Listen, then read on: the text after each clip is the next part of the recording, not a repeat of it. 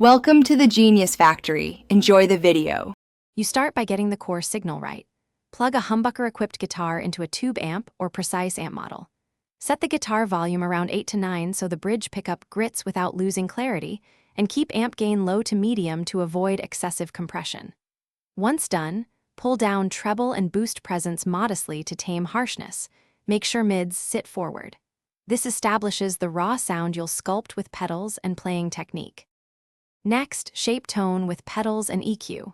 Put a warm overdrive or fuzz at the front to thicken harmonic content. Dial it for touch-sensitive breakup, not constant full-on distortion.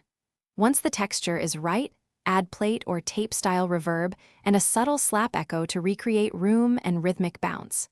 Then adjust EQ. Boost the midrange near 800 to 1200 Hz and gently reduce 3 to 5 kHz. Finish by locking in technique and final amp settings. You should play with pick attack and use volume knob rolls to access clean-to-dirty dynamics. This is how the tone breathes. Once done, set amp presence and master volume so the guitar sits in the mix without overwhelming other instruments. If you hear harshness or thudding, make small adjustments. Lower treble or presence, try a 0.5 to 1 decibel cut around problem mids, and check tube health or cable integrity.